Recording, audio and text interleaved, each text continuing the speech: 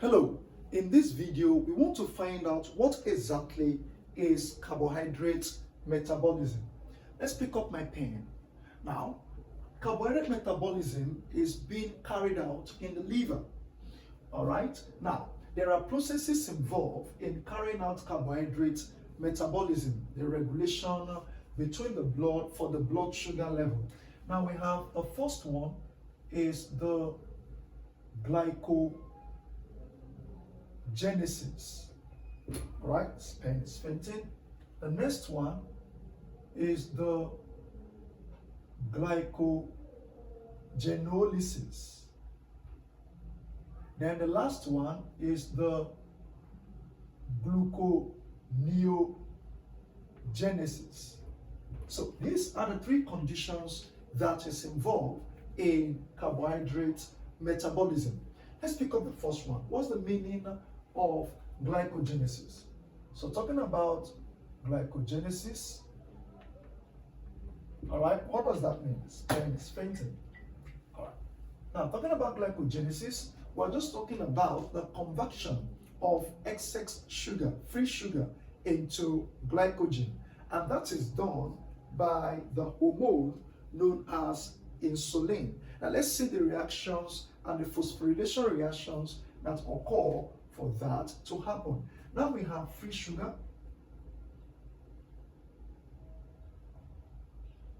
Free sugar is acted upon by insulin. Now, when insulin acts upon the free sugar, the hormone acts upon the free sugar by the process of phosphorylation.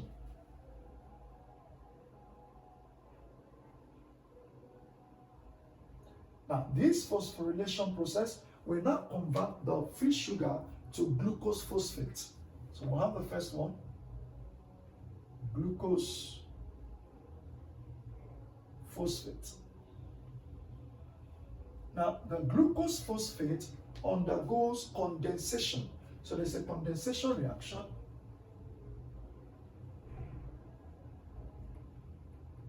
And finally, when the condensation is done, it will store that free glucose in your liver as glycogen. So we have glycogen.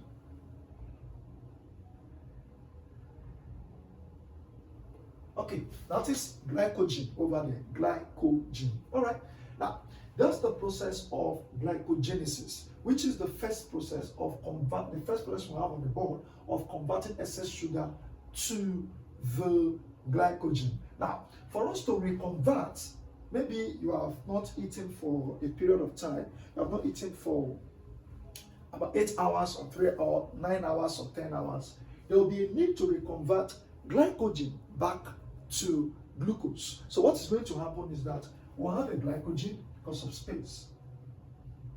Let me write the process. The process is called the process is called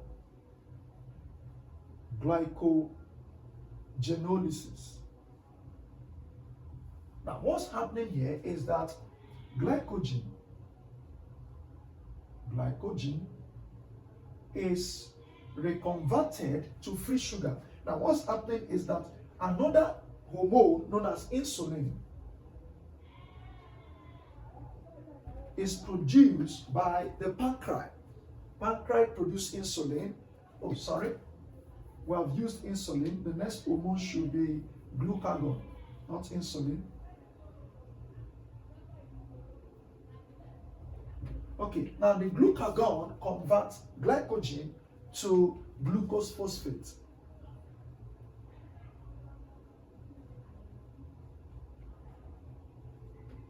Now, there is under here, the process is still phosphorylation.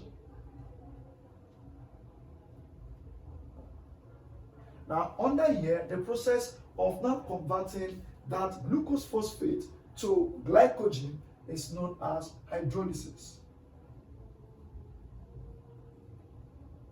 Now we have free sugar. Okay, now your body can make use of the already stored glycogen is now ready to be used as free sugar.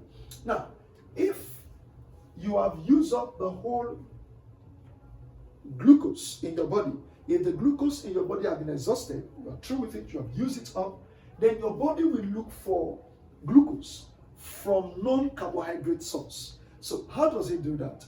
The hypothalamus secretes or signals the pituitary gland. So let's start with the process. The process here is gluconeogenesis. So what's happening here is that the hypothalamus signals the pituitary gland. Well, not just the pituitary gland, the anterior pituitary gland.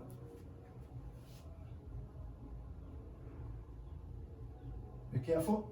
Now, the anterior pituitary gland secretes an hormone known as ACTH, which is known as adrenocorticotropic hormone.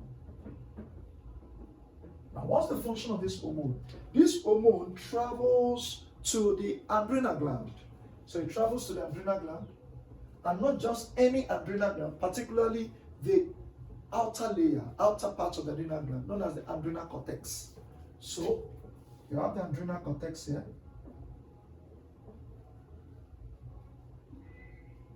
Then the adrenal cortex is being induced to produce corticosteroids.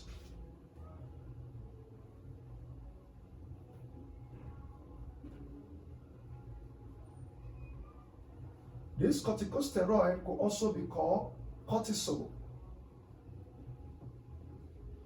or hydrocortisol.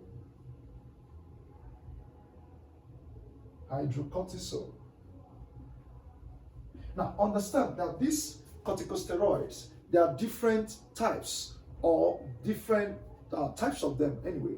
Now, corticosteroid is, we use as a general name, all right? But that doesn't mean that corticosteroid and hydrocortisol, basically cortisol and hydrocortisol is alike. They're synonymous. Now, the corticosteroid is like using a general name for different types of cortisol, like the glucocorticosteroids. All right. Now this is happening here at the adrenal cortex.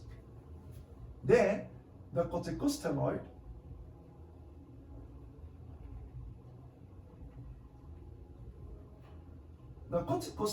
now, what it does that it looks for amino acid.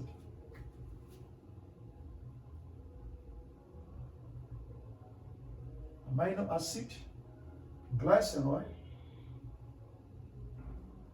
and fatty acid. Now, it acts on the amino acid, glycerol, and fatty acid. And then through some enzymes that is in the liver, it converts amino acid and glycerol to glycogen. So these two is converted to glycogen. Now, this guy, let me use another pen now, which is the fatty acid, is converted to acetyl coenzymes. Acetyl coenzyme A, which is used in the Krebs cycle. All right, so this is the details of all the processes that's involved in carbohydrate metabolism. Thank you very much for watching. Have a great day. If you have any question, drop it in the comment section, or you have any topic as well, drop that in the comment section. We will attend to you in no distant time. Thanks for watching. Have a great day.